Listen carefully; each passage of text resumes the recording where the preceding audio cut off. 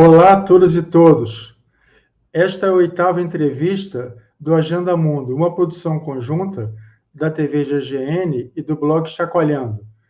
No programa de hoje, vamos receber novamente Rafael Rossoto Iores, professor de História na Universidade de Denver, no Colorado. O professor Iores vai nos ajudar a entender para onde caminham os Estados Unidos da América, ou seja, América Quo Vadis. Peço audiência para dar os likes e contribuir para o canal da TV GGN, seja por Pix, através da chave jornalggn@gmail.com, pelo Catarse ou através de Superchat, e para dar os likes de forma a divulgar melhor o programa. Rafael, é um prazer tê-lo de volta ao Agenda Mundo. Então, quando você esteve conosco em novembro do ano passado, nós focamos no pacote econômico que o Biden procurava aprovar. É um pacote de 1,75 trilhões de dólares, mas ele encontrava dificuldade em aprovar, até por oposição de membros do seu próprio partido, no Senado. E naquela ocasião, a economia estava bastante afetada pela guerra na Ucrânia. Vimos que o pacote era importante para ajudar o Partido Democrata nas eleições para o Congresso que vão se realizar em novembro desse ano, quando vão ser renovadas as 435 cadeiras na Câmara e 33 ou 4 das 100 cadeiras no Senado. E também para as eleições de 2024, eleições presidenciais que vão ocorrer em 2024, quando a sombra do Trump ainda paira. Naquele novembro, quando você esteve no programa, já havia uma concentração de tropas russas na fronteira com a Ucrânia, mas nenhum analista internacional acreditava, então, que as tropas entrariam na Ucrânia, efetivamente entrariam na Ucrânia, e muito menos que o Ocidente se engajaria em uma guerra por procuração contra a Rússia. Conversamos também sobre como a Suprema Corte passara a ter maioria de juízes conservadores, pela ação ou armação de governos republicanos, inclusive do Trump. Agora vazou um documento da Corte que essa maioria conservadora estaria decidida a legislar de forma a reverter os direitos atuais do aborto. Rafael, vamos começar então por essa polêmica surgida com a legislação do aborto. Os protestos estão se espalhando pelo país. Você poderia explicar melhor essa questão da 14ª emenda da Constituição norte-americana, que contém o direito à privacidade? Como é isso a Suprema Corte fazer uma nova interpretação que poderá permitir que os estados proíbam o aborto e também o casamento de pessoas do mesmo sexo e mesmo o acesso a contraceptivos? Bom, em primeiro lugar, agradeço novamente o convite, é um prazer estar aqui novamente e para tentar destrinchar alguma desses temas tantos, né, que você mencionou aí, até te parabenizo aí por essa rememoração aí do que a gente já conversou da outra vez. Vamos continuar a conversa hoje. Eu acho que é importante para a gente tentar entender o que é essa questão do aborto nos Estados Unidos e entender um pouco a história desse processo, né? E aí, nesse sentido, é muito importante lembrar o seguinte, eu digo isso sempre, né? Para a gente entender os Estados Unidos, a gente tem que começar pelo nome. São Estados Unidos mesmo, né? Essa ideia do que é a federação. É uma federação de estados. Desde a sua origem, no surgimento do país, eram colônias independentes que criaram, né, o que eles chamam aqui da União. E se usa esse termo muito mais que no Brasil. Eu sei que no Brasil também se usa o termo União, né, para se referir ao governo federal. Quando o presidente vai ao Congresso, né, uma vez por ano, ele faz o discurso da União, da situação da União, né? Então se diz muito essa questão.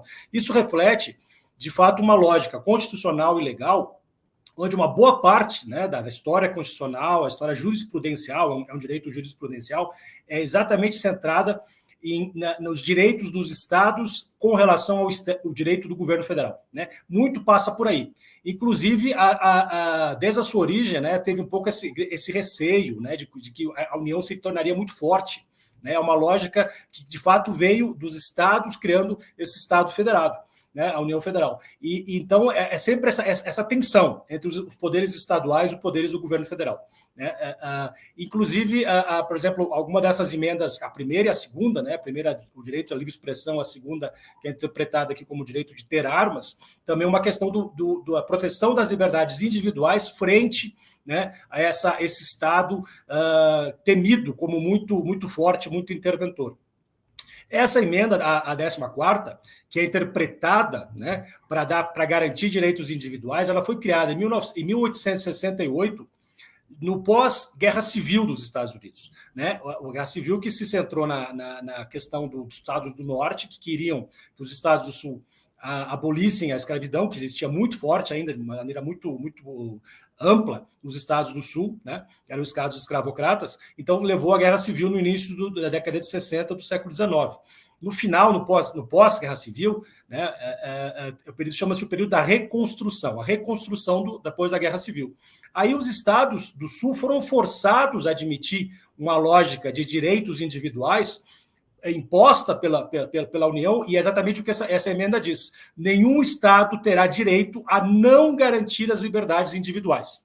É isso que diz essa emenda. E também essa noção de a privacidade como um direito individual. É nesse ponto que existe essa interpretação ao longo do século XX, que foi usada, né, ao longo da jurisprudência para garantir a ampliação de direitos individuais. Muitos do processo da ampliação dos direitos individuais, inclusive o processo da dessegregação das escolas, que existiu até os anos 60 do século XX, foi sempre baseado nessa interpretação jurisprudencial de que os estados não podiam negar direitos individuais definidos pela Constituição. E essa interpretação de que, por exemplo, entre os direitos individuais teriam o direito civil, o direito político. O direito de participar da sociedade de maneira ampla não pode ser restrita por questões de raça, de gênero, o direito à privacidade, e aí no direito à privacidade entram duas grandes questões, mais recentemente interpretadas. Na década de 70, o aborto, faz uma questão do direito individual da mulher, né, de ter direito sobre o seu corpo, e mais recentemente, nos últimos anos, o direito ao casamento gay, né, casamento de pessoas do mesmo sexo, porque aí também é um direito da sua liberdade, né, individual de exercer de maneira plena quem você é. Né? Mas isso tudo é uma interpretação da lei. A lei, nem na Constituição e nem na emenda, né, que ampliou permitiu essa garantia jurisprudencial para interpretar que o Estado Federal, que a União tem o direito de garantir, né, esses direitos individuais nos estados, isso não está escrito lá quais são esses direitos. Tem direito à privacidade e o direito que os estados não podem eliminar a capacidade de ter direito. É isso que a emenda diz. Tem essa interpretação já há mais de 150 anos, né, de que isso é uma pedra de toque que garantiu a ampliação de direitos. Mas, de novo, não está explicitado em lei que direito ao aborto, direito a casamento gay. Isso é tudo uma questão jurisprudencial baseada numa interpretação que diz essa emenda garante que o Estado Federal diga que existam leis por todo o país garantindo liberdades individuais.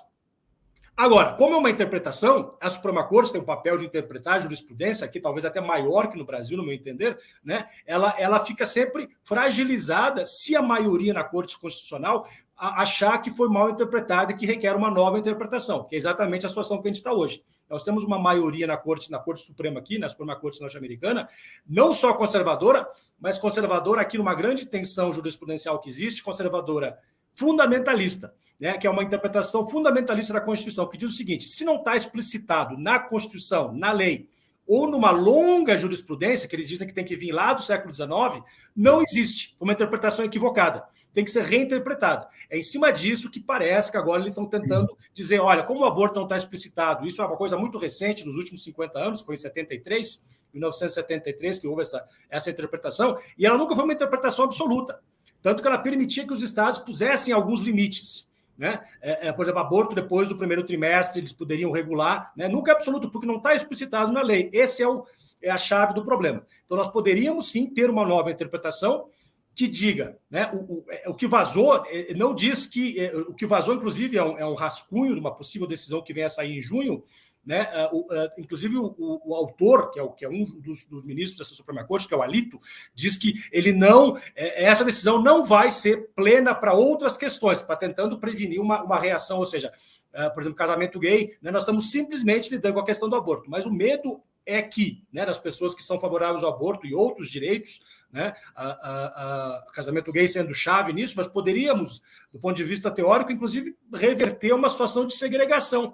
Porque se eles interpretam que nessa emenda não garante mais esse direito, né, federal, porque não está escrito aborto, casamento gay, né, na lei em si, você poderia reverter para os estados o direito deles decidirem isso. Essa é a grande questão. E aí, alguns estados já estão passando leis estaduais que, né, proibindo o aborto de maneira muito categórica, e poderia levar assim, dizer, olha, nós também não queremos casamento gay, nós também não queremos mais escolas, né, multirraciais. Isso poderia, seria algo muito dramático se vier a acontecer, né? E a reação que poderia surgir disso, enfim, né? É difícil de prever.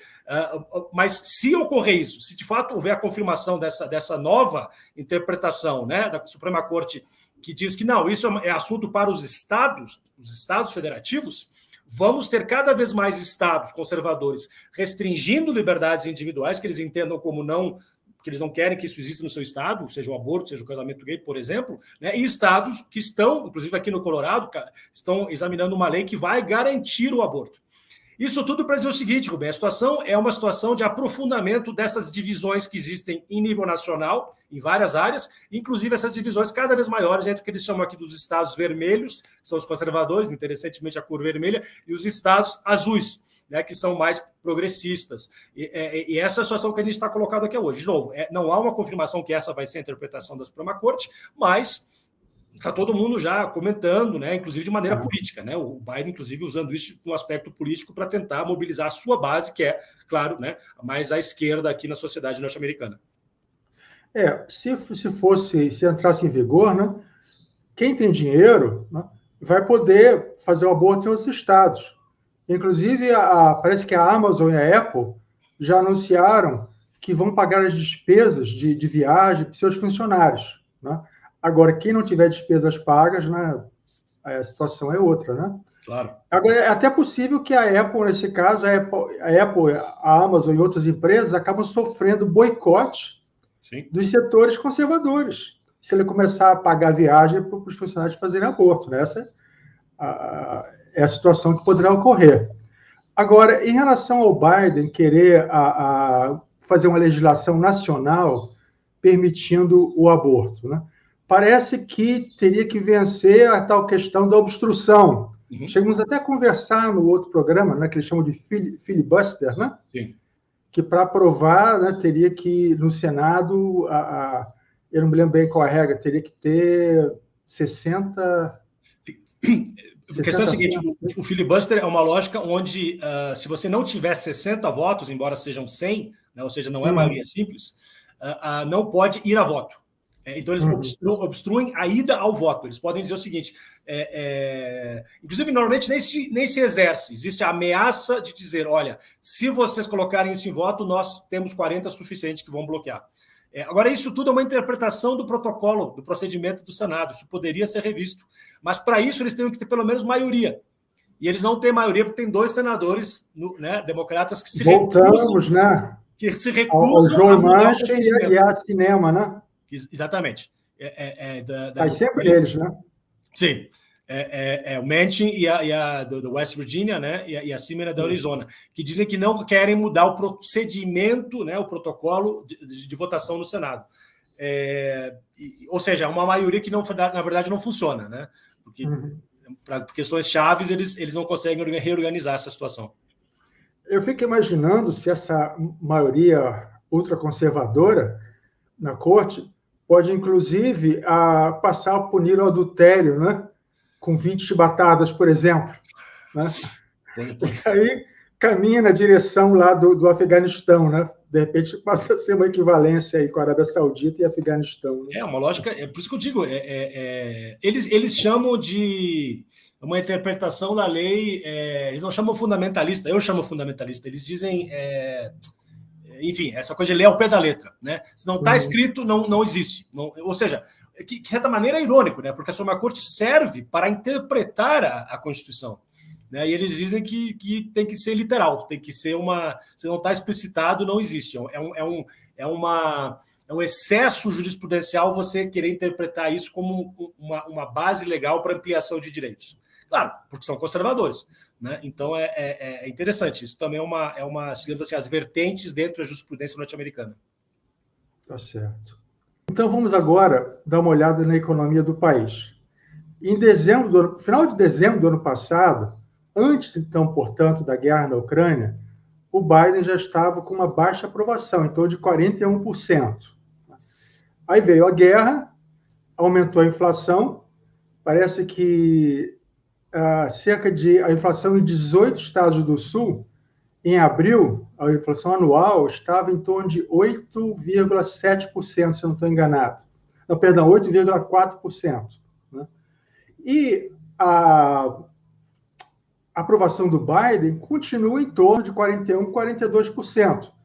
Embora o desemprego não esteja tão alto, parece que até teve uma queda, né? 3,6% a taxa de desemprego atual. Né? Cerca de, deixa eu só verificar aqui o valor exato, 5,9 milhões de desempregados, o que não é muito diferente de março de 2020, até antes dos efeitos da Covid serem sentidos. Mesma taxa de desemprego e número de desempregados. Então, como é que você avalia, Rafael, essa estabilidade na baixa aprovação do Biden? A permanecer isso, essa situação de inflação, os eleitores vão votar mais com o bolso mesmo? Então, a possibilidade dos democratas perderem a maioria nessas eleições agora de meio termo, em novembro? Então, possibilidade alta disso acontecer. Né? Então, só para contextualizar, a eleição do Biden, né, no ano de 2020, né, ou seja, 2020, foi um amplo processo de reação, né, de vários setores da sociedade, de uma maneira assim, uma espécie de uma frente ampla, não formalizada, né, frente ao Trump, né, ou seja, de obstrução ao Trump, eles conseguiam se unir em relação ao que eles eram contra. Né? Vários setores da sociedade, inclusive setores dentro do próprio Partido Republicano, né? Republicanos mais moderados, e, claro, uma ativação forte em estados-chaves e cidades-chaves da base mais aguerrida republicana, inclusive negros, né? Hispanos e grupos, movimentos sociais fortes. E, claro, também uma reação muito forte ao desgoverno, que foi a administração da Covid aqui pelo Trump. Então, ou seja, era muito forte, claramente, o que eles queriam ir contra. Né? Nós precisamos uma melhor administração da situação da Covid e precisamos que o Trump, né, não se reeleja.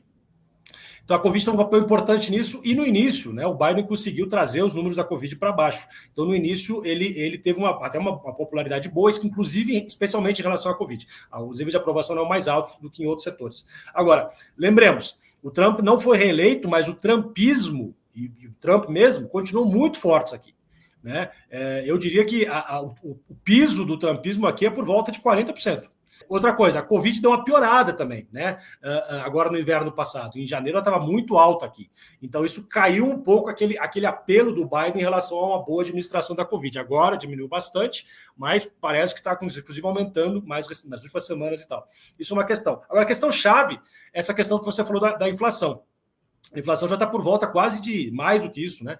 Níveis nacionais por volta de 8%, e dependendo do setor da economia que você olhar, carro, casa, é mais do que isso.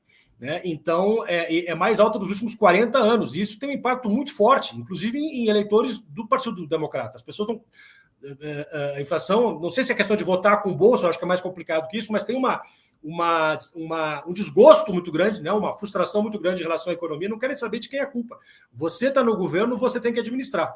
Né? E o Biden tem tido muita dificuldade, né, de tentar dizer, olha, mas a inflação está alta, mas o desemprego está muito bom, tem muita possibilidade de emprego. E as pessoas dizem, tá, eu consigo até um melhor emprego, mas a inflação está comendo o meu salário, né? Essa é a grande questão. O Congresso continua com uma força muito mais conservadora do que o resto da sociedade, né? Ou seja, e isso que a gente acabou de comentar, impede que passem projetos de lei mais ambiciosos, de programas sociais, entre os hispanos, né? Que é um voto cada vez mais influente em estados-chaves, né? A frustração pela falta de uma melhoria na política migratória, porque isso é bloqueado no Congresso. Né? Então, muitos setores que se organizaram para eleger o Biden estão muito frustrados também. Ou seja, ele é criticado pela esquerda e ele é criticado pela direita, evidentemente, né? Especialmente a direita trumpista, mas mesmo os moderados, porque estão frustrados, dizem que ele devia estar fazendo mais ou melhor, a inflação está ruim. Né? Então, o Biden está numa situação difícil. Ele conseguiu parar um pouco, resgatar um pouco algum apelo em relação a essa questão da Ucrânia, que é um tema que tem sido muito tem um grande apelo aqui na sociedade em geral, a gente pode conversar sobre isso, mas isso não transfere para a política doméstica. Então, as pessoas apoiam ele em níveis maiores em relação à administração ou seja, o apoio que os Estados Unidos estão provendo para a situação da Ucrânia. Ainda dizem, olha, a Covid, você fez um bom trabalho, mas na inflação você é um desastre, né? Na economia você é um desastre, em outras áreas você não consegue passar agenda. Então, existe uma frustração muito grande. E também existe um histórico onde o mandato presidencial é de 4 anos, mas o mandato do Congresso, dos deputados, é 2. E essa eleição, né, no segundo ano do mandato dos presidentes, sempre é uma eleição que tende a ganhar oposição ao presidente no governo. Então, uma coisa que já se espera. Isso é uma questão. A base republicana está muito mais aguerrida, muito mais motivada, sempre né, nessas eleições que chama de meio mandato, mas especialmente agora. E a base democrata, as forças que ajudaram a eleger o Biden, desmobilizadas, que sempre é muito difícil mobilizá-los nessas eleições de meio mandato também. Tendem a votar mais pessoas velhas, que tendem a ser mais republicanas. O voto negro, jovem, né, ele é menor nessas eleições de meio mandato, uma coisa histórica. Ou seja, ele está em situação difícil, ele está agora tentando mobilizar, né, com essa questão aí do aborto, mas, de novo, como a eleição aqui é muito fragmentada, quer dizer, ele pode mobilizar em lugares chaves e tal, né, e tentar conter um pouco essa sangria aí, mas, ou seja, de perder cadeiras no Congresso. Enfim, a situação vai ser uma eleição muito disputada, certamente, e a previsão, né, dos analistas é que os republicanos se saiam melhor. Isso acaba sendo também já uma visão do que pode acontecer em 2024, né? Também, claro. Isso é o problema. Claro. Não, realmente, essa questão do aborto, né? Lembrando que essa corte ultraconservadora, né? Essa maioria foi obtida a partir de governos republicanos. Tiveram então, muito mais sorte, né? No timing de nomear pessoas. Sim. Então, se os democratas conseguirem, né, mobilizar a população, né, em torno do tema, né, e mostrar a responsabilidade de republicanos, isso pode ajudar realmente. Sim. Agora, e na questão da Rússia, né, da Ucrânia, né, tem também aquela velha história pendente contra a Rússia, né, de que ela interferiu nas eleições de 2016, não foi isso? Eleição do Trump, 2016. 2016, né? Então, e a Rússia agora é o grande inimigo, não? Então, associar os republicanos, o Trump e a Rússia, né? Sim. Essa que vai ser, possivelmente, né, mais uma tentativa, né? Embora a gente não é assunto de hoje, né? Mas tem muitos furos naquela acusação contra que o Trump e a Rússia estavam mancomunados ali, né? Mas essa é uma outra história que hoje a gente não vai tratar disso, né? Tá, mas em relação a essa questão da guerra na Ucrânia, né? Está existindo assim um grande clima de censura nos Estados Unidos. Né? Então, veículos informativos que apresentavam a versão russa, como o RT, né? Que é o Russian Today, o antigo Russian Today, né? E o Sputnik, esses foram proibidos, não só nos Estados Unidos, mas também na União Europeia, né? Mas fora isso, Google, Facebook, YouTube, Twitter, TikTok, né? Então estão censurando, inclusive, opiniões de personalidades que diverjam da escalada da guerra, né? O PayPal, por exemplo, bloqueou transações financeiras e cancelou contas de veículos da mídia alternativa que se colocaram também contra a guerra, Consortium News e Mint Press News. E agora o Biden decidiu criar o chamado Conselho de Governança para a Desinformação, que a oposição já está chamando de Ministério da Verdade, em alusão à distopia concedida por George Orwell no livro 1984. Então, Rafael, com todo esse filtro na informação, o governo está sendo bem sucedido em fabricar um consenso a favor da guerra na Ucrânia? Então, essas questões são interessantes, quer dizer, exatamente esse quadro que você traçou aí. Agora, eu queria dizer o seguinte, foi muito interessante, né, acompanhar, e eu até fiquei surpreso, como foi muito rapidamente construído um apoio muito aguerrido, né, na sociedade como um todo, pró-Ucrânia. Né? Então, eu dizer o seguinte, eu acho que existia já, né, ao longo de muitos anos, um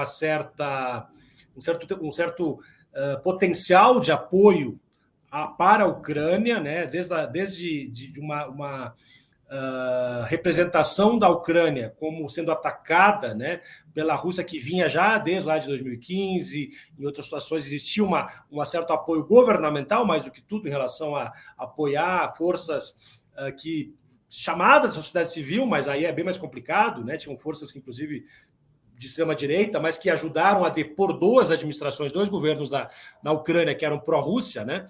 Isso já tinha uma certa caracterização desse movimento como a sociedade civil, a Maidan, né? Isso já existia. E eu acho que existe também um longo retrospecto de antipatia aos russos, à Rússia, não aos russos, pessoas, mas ao governo da Rússia, né? Claro, isso vem da Guerra Fria, da União Soviética, mas, digamos assim, especialmente nos últimos anos, né? No início dos anos 2000 e nos anos 90, a imagem não era tão negativa em relação à Rússia. Se dizia que a Rússia podia entrar no mundo ocidental, né, na mídia. Mas eu acho que, nos últimos tempos, uma caracterização já mais negativa do Putin. Né? O Putin é um autocrata, o Putin é um plutocrata, o governo da Rússia é plutocrata. Então, isso tudo já existia. E, muito rapidamente, as empresas, como você falou, Google, Facebook, né? E não só empresas, como outras organizações fortes, como o Oscar, né, mostrando o Zelensky falando, quer dizer, muito rapidamente o Zelensky virou um popstar, né, virou tipo Bono, assim, virou uma simpatia como defensor da liberdade no mundo. Né? Isso foi construído de maneira muito rápida. Isso houve um conluio, houve uma manipulação, uma coisa de grande irmão, eu acho complicado, né? É difícil dizer isso. Eu acho que rapidamente se criou uma imagem hegemônica, pró-Ucrânia, né, como defesa da liberdade, da democracia, e anti-russa. E atores chaves, governamentais e privados, de negócios e da sociedade civil, rapidamente surfaram nessa onda enfim, porque achavam que era importante empresas, né, boicotar, porque senão perderiam apoio. Por exemplo, você dirige aqui em Denver, né, uma cidade de tamanho médio, tem muitas casas que colocaram a bandeira da Ucrânia. Olha só que maluquice. Né? Normalmente, muito americano gosta de botar a bandeira dos Estados Unidos na frente das suas casas. Agora, eles têm colocado a da Ucrânia junto com a dos Estados Unidos ou só da Ucrânia, o que é muito interessante. Ou seja, se criou muito rapidamente uma espécie de consenso, eu diria. Não necessariamente uma coisa de conluio, manipulada, né? De uma maneira assim meio dramática, mas de qualquer maneira, quer dizer, também não vou negar que não houve, talvez, uma certa elaboração desse consenso, claro, mas se criou muito rapidamente esse consenso de apoiar.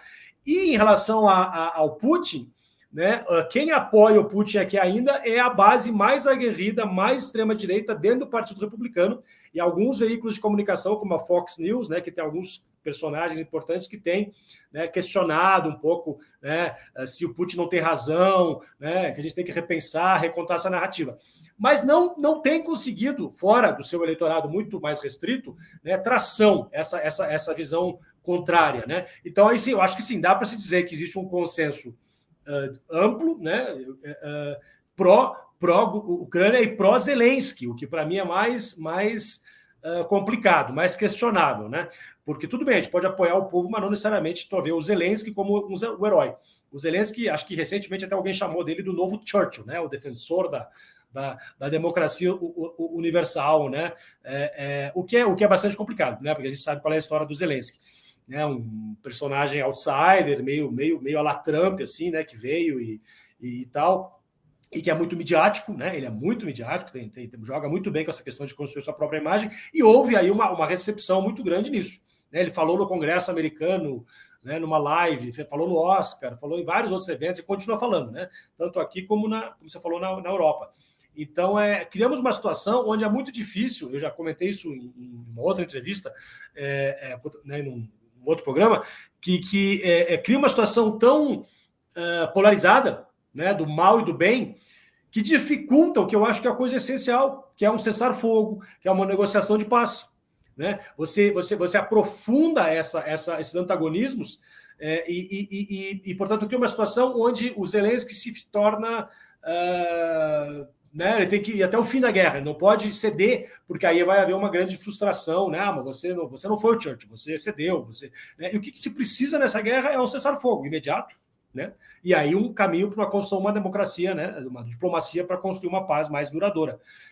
Inclusive, vamos ser práticos, né? Com a Ucrânia, na minha visão, abrindo mão das suas pretensões de se juntar à OTAN, certamente, mas talvez mesmo à União Europeia, né, ou por um tempo, porque isso é inaceitável para a Rússia. A Rússia, numa negociação, não vai aceitar, né, uma negociação de paz onde a Ucrânia vai continuar militando a sua participação na OTAN e na União Europeia. Então, você cria uma situação tão polarizada, tão antagonizada, que dificulta o próprio diálogo entre as partes.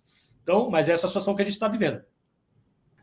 Sobre essa questão do Zelensky, né, eu outro dia eu li um artigo que mencionava que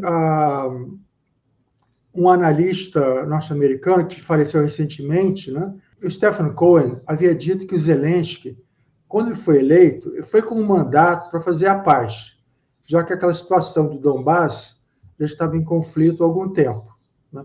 Mas que ele foi ameaçado de morte pelo Azov, pela extrema-direita, e os próprios Estados Unidos fizeram pressão sobre ele para que essa situação do Donbass não fosse resolvida, para que ficasse um ponto exatamente de conflito, né?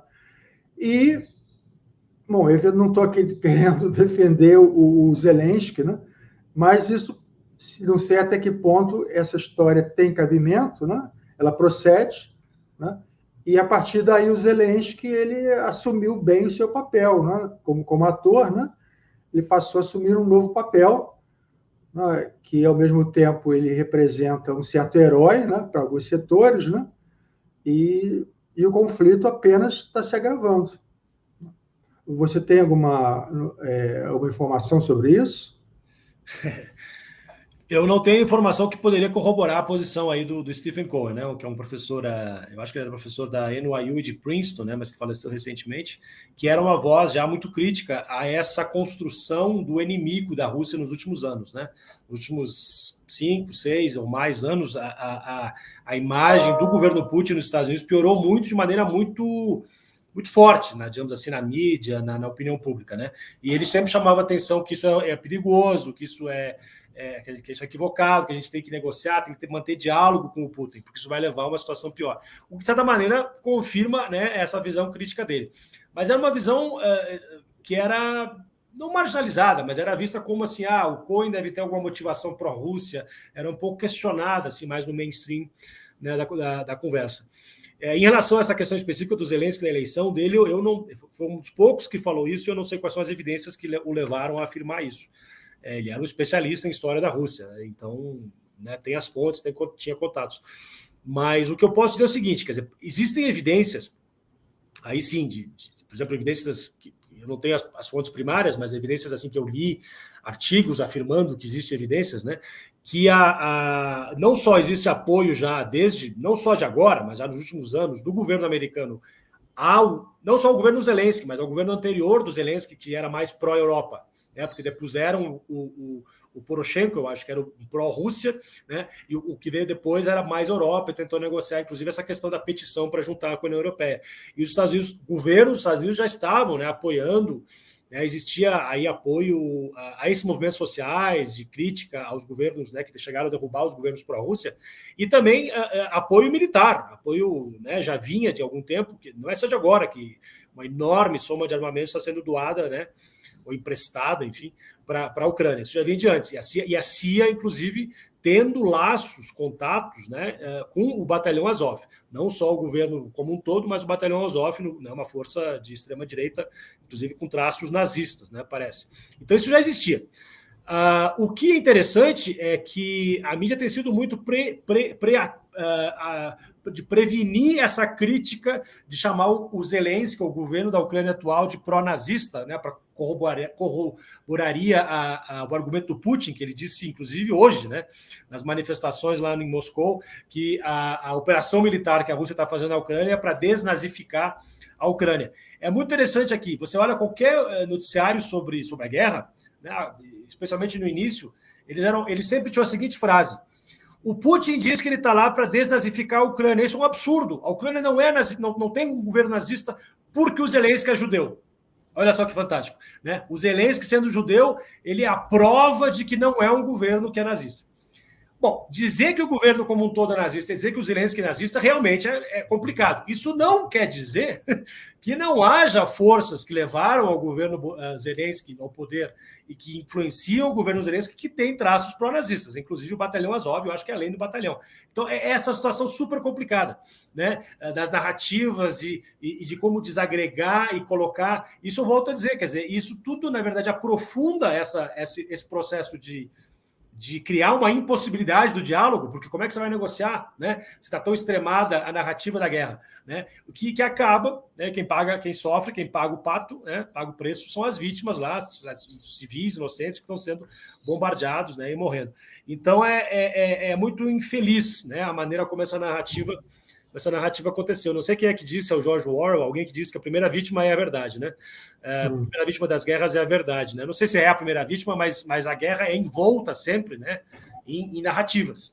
E a gente tem uma narrativa, tem narrativas que antagonizam ainda mais o que já é, evidentemente, uma situação de conflito, né? De antagonismos, né? E em vez de ser vozes, né? Chamando ao diálogo, chamando à negociação. Então, mas os democratas nos Estados Unidos, eles já vêm. Isso foi até uma denúncia que o Glenn Greenwald tinha feito, num artigo que ele escreveu no Substack, que os democratas eles tendem, ao invés de entrar no debate, quando eles têm uma posição contrária, e encontram uma posição contrária, eles difamam a pessoa. Por exemplo, a Tulsi Gabbard, que chegou a ser candidata, né, à presidência, ela começou a ser acusada de ser pró-Rússia, né, em algum momento, isso antes da questão da Ucrânia surgir. Né? Então, muitas pessoas eram acusadas de serem pró-Rússia por colocar alguma posição que destoava do mainstream, né, ou do que era interesse do Partido Democrata. Então, eu acho um pouco complicado essa questão, né, de se discutir a Rússia com isenção. Né? É claro que, tomando aqui, por exemplo, a imprensa no Brasil, né, a grande mídia, a gente percebe claramente que há uma tendência a mostrar um alinhamento muito forte com a Ucrânia, com os Estados Unidos, né? Não mostrando uma visão mais ampla. Não precisa se alinhar com a Rússia. Condenando a Rússia, a maioria da mídia alternativa está, mas, quer dizer, condenando a invasão. Né?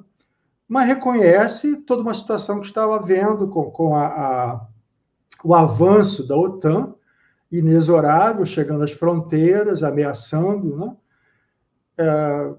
E a questão também do Donbass, que estavam havendo muitas mortes, né, recentes lá, e foram 14 mil ao todo nesses anos todos, não sei exatamente quantos, não tenho esses dados desses 14 mil, quantos foram do pessoal separatista, quantos foram pró-governo, né? Mas é uma questão que tem pontos de vista que precisam ser analisados. Isso aqui, na mídia brasileira, não está sendo, né? E eu acredito que na mídia norte-americana, muito menos, não é isso? Sem dúvida, esse é um enorme problema, né? Como eu disse antes, né? Inclusive, que é difícil para analistas, né? Que tentam fazer, né? Caminhar esse caminho estreito aí de dizer, olha, rechaçamos a invasão russa.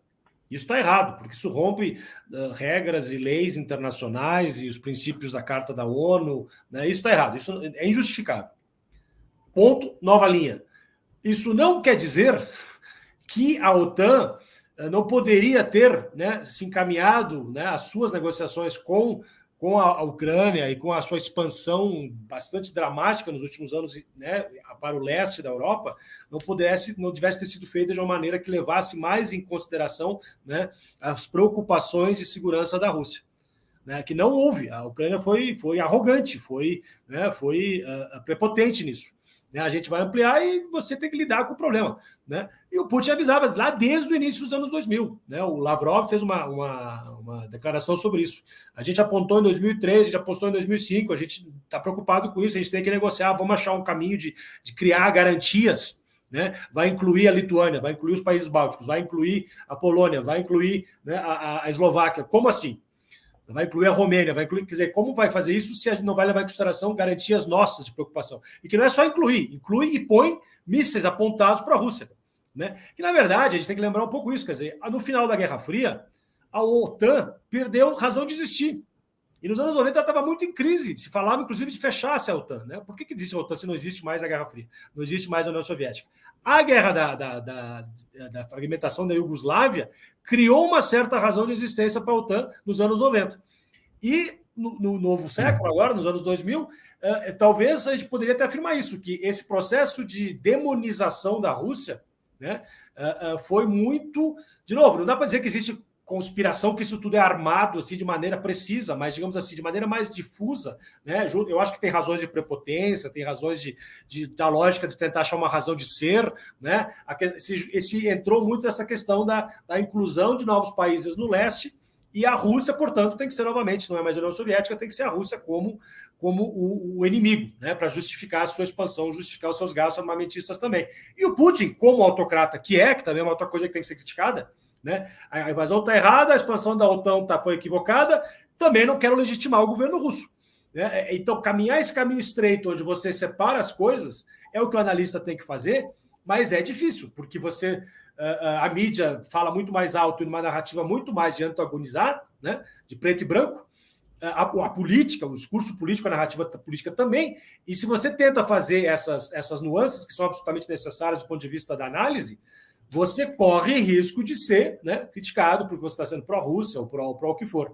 Então, mas é o que a gente precisa fazer, né? Portanto, esses espaços assim, tentar mostrar isso, né? Uma coisa é uma coisa, outra coisa é outra coisa, que é o básico de uma análise. Tá. E esse Ministério da Verdade, o tal Conselho de Governança para a Desinformação, o que você sabe sobre isso? Assim, você está acompanhando? Na verdade, não estou. Qual a proposta? Na verdade, não estou, não sei. Até achei interessante você apontar isso.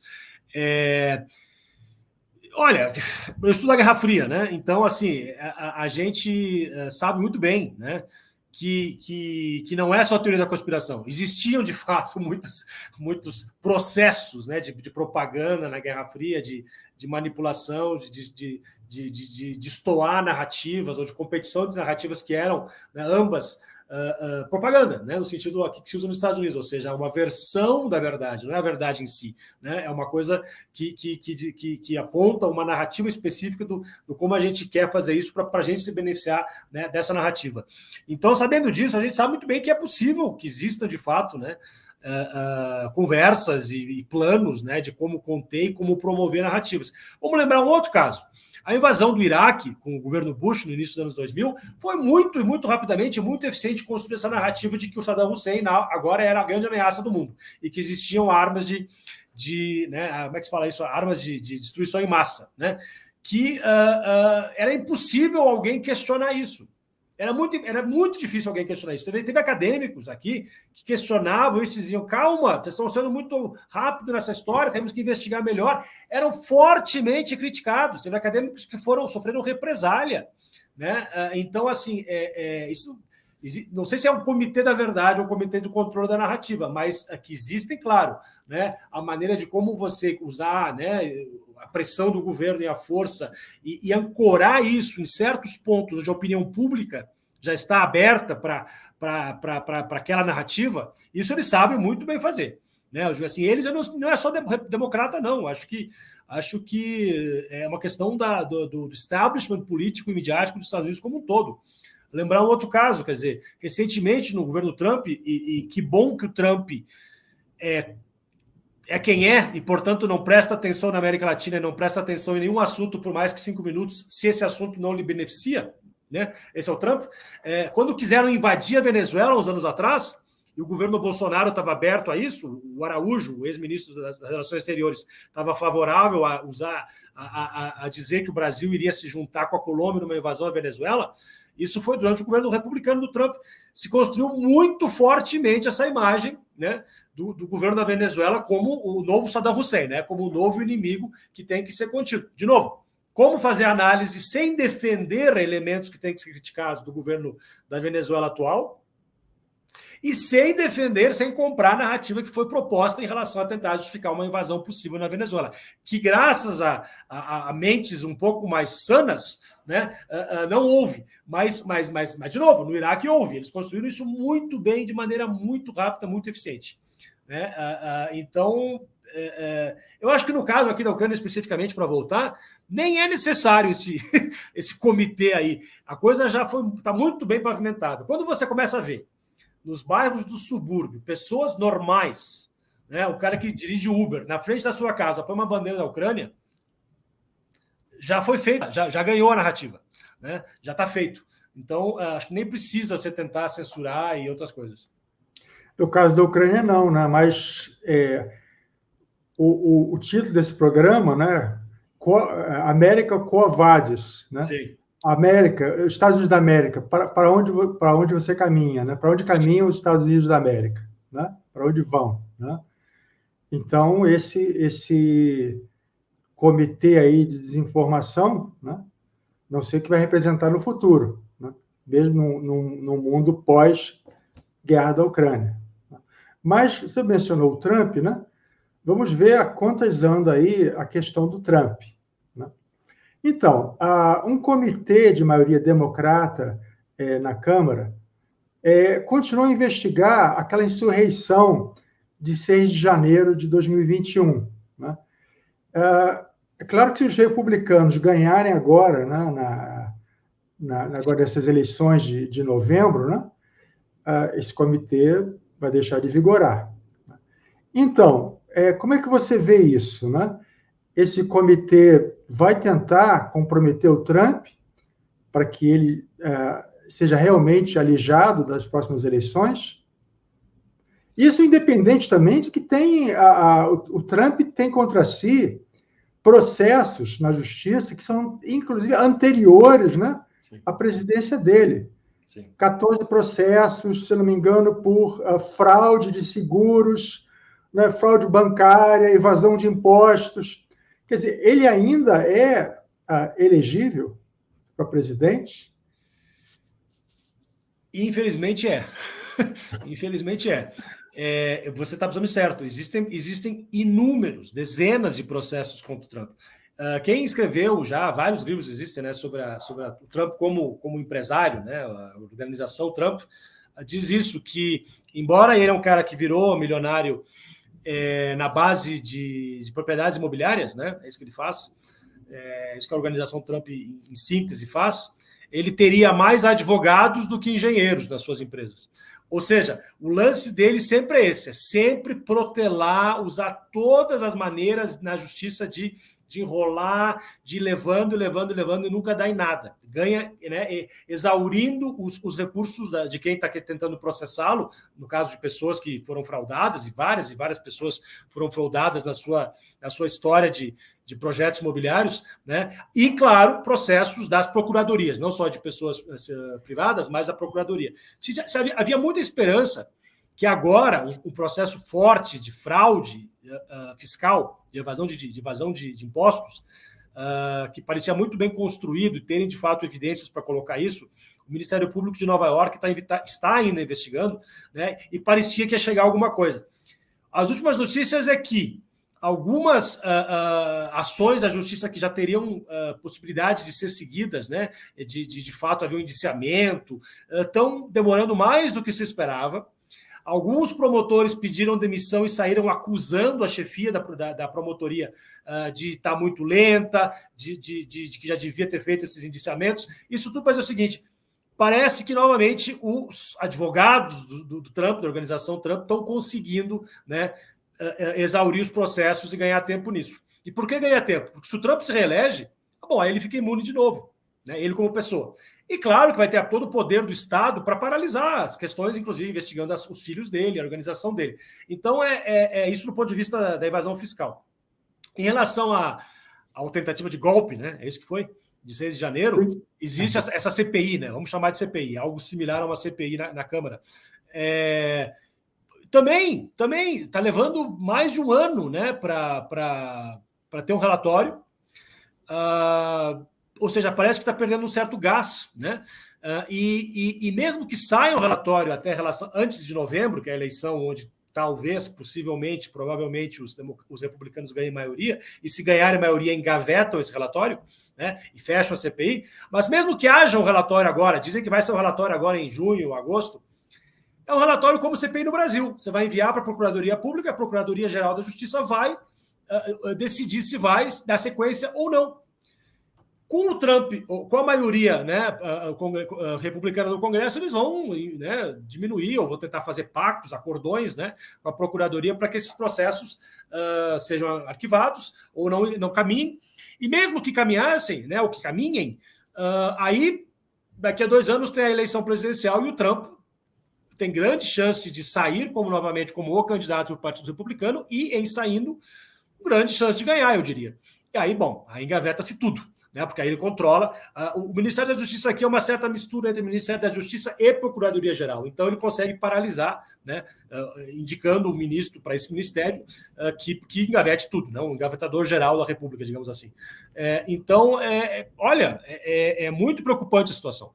Né, vários amigos, inclusive os advogados que eu tenho aqui, estavam contando muito com isso, com esses processos lá em Nova York contra as organizações Trump. E é difícil saber. Está tudo mais lento do que se esperava. Ou seja, imagino que haja enormes pressões, né? Enormes pressões políticas por trás das cenas. Agora, saber exatamente o que está acontecendo é muito difícil, né? Porque a maioria é democrata, né? Como a maioria democrata nesse comitê, é estranho que a coisa não tenha sido dado assim, tipo a toca de caixa. Pois é, e com pessoas chaves no comitê. Por exemplo, Adam Schiff, né, que é um ex-procurador do estado da Califórnia, que é um deputado e está nesse comitê, que é um dos caras que liderou o processo de impeachment do Trump, né? E olha, está muito lento, muito lento. E o foco, né? Isso também é muito importante. O foco da opinião pública não está mais nisso. E se você não tem o apoio, né, a coisa sendo conversada na mídia, é muito difícil que haja pressão, né, da opinião pública para que as coisas evoluam. As pessoas já meio que deram como dado que não vai dar em nada, vamos bola para frente, vamos tentar resolver de outra maneira. Né? De novo, o Trump é um mestre, né, em enrolar processos judiciais e consegue, do ponto de vista político, não sei como bem. Eu acho que eles estão contando com isso, que a maioria, que os republicanos tenham maioria, né, a partir de novembro desse ano, e aí, bom, aí acabou. Aí acabou. E Trump candidato contra, vamos dizer, não vai ser o Biden, talvez seja a Kamala Harris, né? Como é que você vê isso? Essa é a grande pergunta, né? Vai ser o Biden, não vai ser uma pergunta. A Kamala Harris seria, né, uma pessoa forte para ser a candidata do Partido Democrata, e em sendo, eleição complicada, hein? Eleição muito complicada.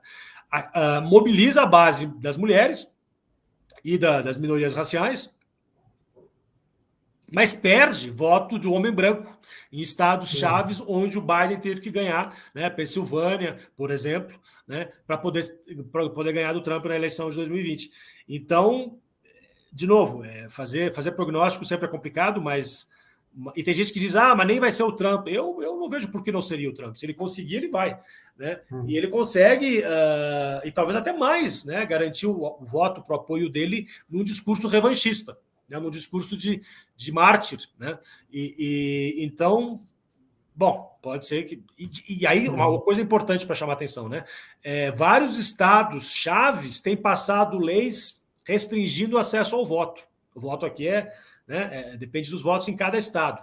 É um colégio eleitoral representando os estados. Ou seja, os republicanos não estão brincando em serviço. Eles estão querendo claramente restringir o voto, né, da base democrata, porque é a base das minorias raciais e pobres, né?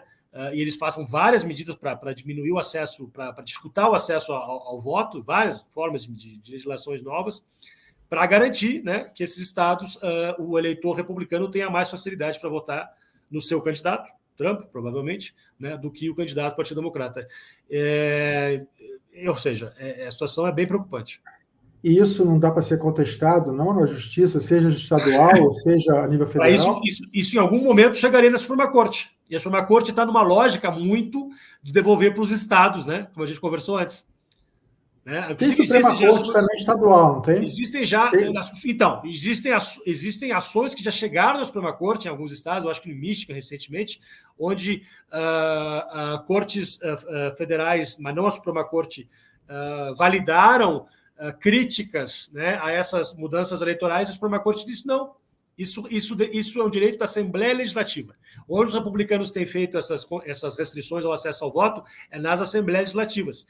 E nesse aspecto, até a Suprema Corte, digamos assim, até teria mais razão do que não, no sentido de dizer, porque, de fato, o processo de criação, né, constitucional do país, da União, aquilo que a gente conversou antes, diz que quem chancela o ganhador no Estado por colégio eleitoral são as Assembleias Legislativas.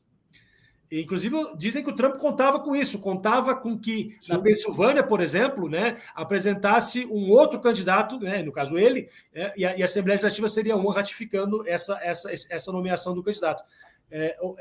Então, a gente está numa situação muito complicada. Em todos os aspectos, do ponto de vista real, mas também, inclusive, legal, né? Várias pendências legais de interpretação aí de como fazer, como proceder, porque a lei é muito omissa, não é muito claro, não existem códigos claros e códigos federais de procedimentos eleitorais nesse país. Na minha visão, é uma das grandes razões para a confusão como um todo, né? Mas é a tradição jurisprudencial, é essa tradição que eles têm aqui, federativa, e que agora está se demonstrando insuficiente para administrar as complexidades de uma sociedade muito mais enfim, diversa do ponto de vista, né, demográfico, cultural e temas, mas também polarizada.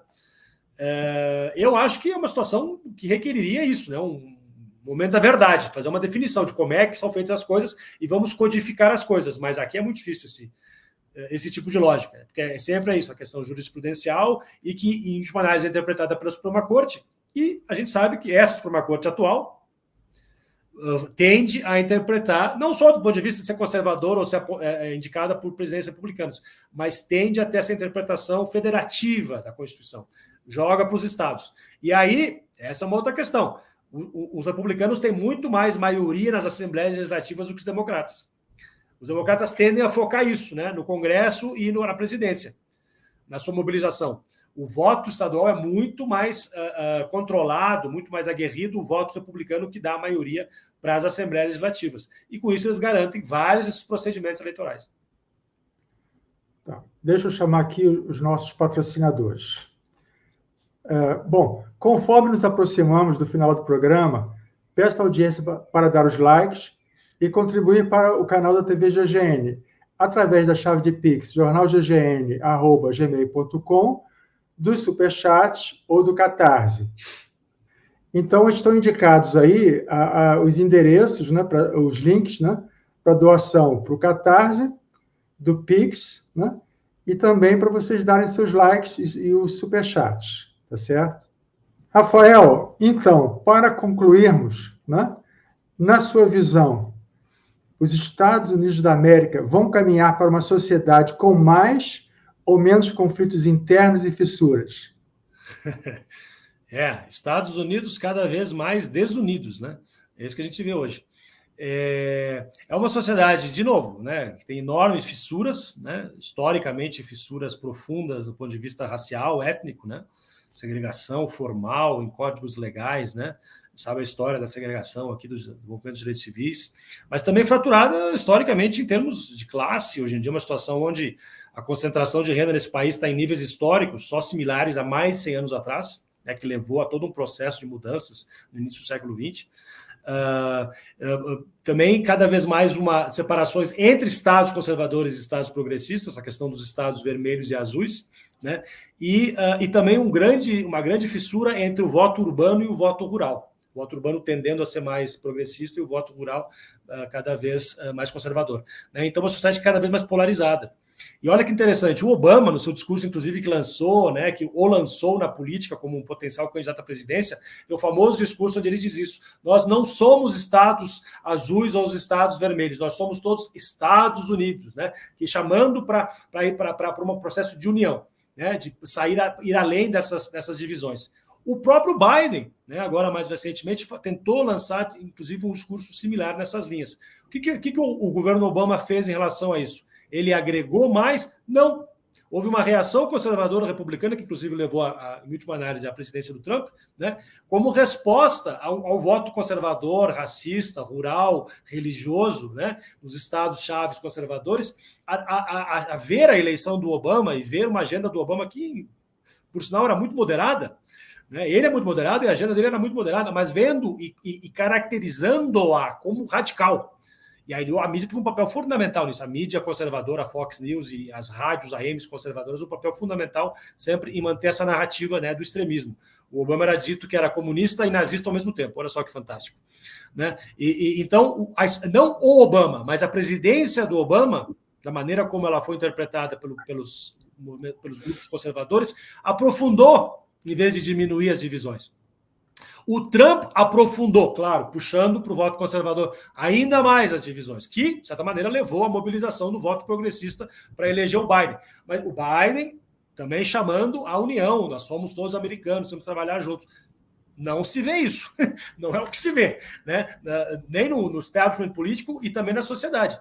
Eu acho que, na verdade, as pessoas estão se entrincheirando ainda mais nas suas posições. E o que se dizia, né, que aqui era uma das coisas de orgulho da política norte-americana, era essa ideia do compromise, daquela coisa da negociação, né, de ceder para chegar a um termo em comum. Hoje em dia, cada vez mais as pessoas se elegem para manter a sua posição, para estar aguerrido, para se entrincheirar na sua posição, e afirmando que a negociação é ceder, né, é vergonhoso, não é isso que precisa. Né? Mais no voto conservador, eu diria, mas os dois lados, né? Cada vez mais as pessoas se entrincheiram na sua posição. Então, quer dizer, fissuras estruturais, econômicas, raciais, né, geográficas, e fissuras ou polarizações ideológicas e políticas. Então, e quem tentou, né, nos últimos tempos, chamar para uma certa reconciliação, não conseguiu tração, né? Levou, na verdade, a um entrincheiramento mais dos polos. Então, é preocupante, né? Como que vai se administrar isso? Como que isso se resolve? Eu acho, inclusive, que isso é uma coisa que está acontecendo em outras partes do mundo também, né? É um processo, hoje em dia, onde a política como, né, em várias partes do mundo, está se tornando mais polarizada do que no Brasil e na Europa, né? O voto lá, quer dizer, o Macron se reelegeu, mas, na verdade, quem pegou 1/3 do voto foi a extrema-direita, quem pegou 1/3 do voto foi a esquerda, né? E que são irreconciliáveis. Como é que o Macron acaba ganhando como tércios, né? Como cara do meio, porque a sociedade está polarizada. Só para dar um exemplo. Então, é um problema que as democracias liberais têm que achar formas de administrar, né? Não é tarefa fácil de maneira alguma, mas é o que está colocado na agenda. Como fazer isso? Se alguém disser que tem a resposta, vai ganhar o prêmio, porque é um problema enorme. Mas a primeira coisa que a gente precisa, eu acho que é ter noção do que está acontecendo, né? Os limites do processo deliberativo da democracia liberal, né, em sociedades muito mais, cada vez mais fragmentadas, entrincheiradas, polarizadas, né, divididas. Passa por questões de classe, voltando para a pergunta anterior sua, se vota com o bolso ou não. Pois depende. Passa por questões de classe, mas passa por outras questões também, ideológicas. Né? Quem é que diz que não existia mais ideologia, acho que tem que repensar um pouco essa afirmação. Né? Então, é uma situação difícil, sem dúvida, muito difícil. Bom, então, quero agradecer muito pela sua presença, né? E tem mais alguma coisa que você queira acrescentar ou não? Já disse tudo que queria dizer? Não, o importante é o diálogo, a gente tem que continuar conversando e pensando nessas questões. Só um ponto que eu queria chamar a atenção é o seguinte, tem a ver com os Estados Unidos, mas tem também a ver mais diretamente aqui com o público que vai estar assistindo o programa, que é o Brasil. Ou seja, como os Estados Unidos, o governo dos Estados Unidos, né, vão reagir em relação às eleições brasileiras é uma coisa importante para a gente ter que estar pensando já desde agora até as eleições. Né? Se vai haver, de fato, uma aceitação dos resultados eleitorais ou não, né? Se vai haver um certo questionamento disso, se vai haver turbulências em relação ao processo eleitoral ou não. Claro, é uma coisa que a sociedade brasileira tem que administrar, espero, de maneira democrática e legítima, né? Não disrupções, né, do processo eleitoral e tudo mais, mas, claro, a gente sabe muito bem que o governo norte-americano pode ter um papel nisso, pode ter um papel garantidor da democracia ou pode ter um papel, né, negativo em relação a isso. Então, acho que prestar atenção um pouco nisso, tentar entender como que o processo eleitoral no Brasil está sendo percebido aqui, né, O Brasil não é prioridade para os Estados Unidos, de maneira alguma. Mas como isso está sendo visto aqui, como o governo vier a reagir a isso, é uma coisa importante. Tem uma visão aqui no Brasil de que para os Estados Unidos interessam mais, né, que não haja uma continuidade do Bolsonaro, porque de alguma forma isso fortalece o Trump. Por outro lado, também tem uma outra visão que, com o Lula, seria fortalecida o grupo dos BRICS, Sim. Por exemplo, que não interessa aos Estados Unidos. Sim. Então, a gente vê as duas posições, né? Que tem, por um lado, né, o interesse dos Estados Unidos e não fortalecer o Trump, e, por outro lado, se fortalece o Lula, fortalece automaticamente os BRICS. E o próprio Biden está tentando lançar essa agenda, né, de defesa da democracia, de resgate da democracia. Então, se esperaria que, se eles forem ser coerentes com isso, né, que eles vão chamar, né, para que haja um respeito ao processo eleitoral. Agora, vamos ver. Eu, pessoalmente, não acredito muito, né, que os Estados Unidos queiram fortalecer a democracia quando for contra o interesse econômico deles, mas tudo bem. Né? Sempre depende de como eles interpretam isso, né? Bom, então, novamente, agradeço muito pela sua presença, né? Espero que estejamos aí mais para o final do ano, analisando os resultados das eleições, né? Como é que isso vai mudar, né, os encaminhamentos internos nos Estados Unidos, né? E como consequência também, né, no mundo, né? Perfeitamente. Tá, sempre às ordens. Tá, obrigado, então. Então, me despeço da audiência, que vem sempre prestigiando os programas do Agenda Mundo, e até, então, a próxima entrevista.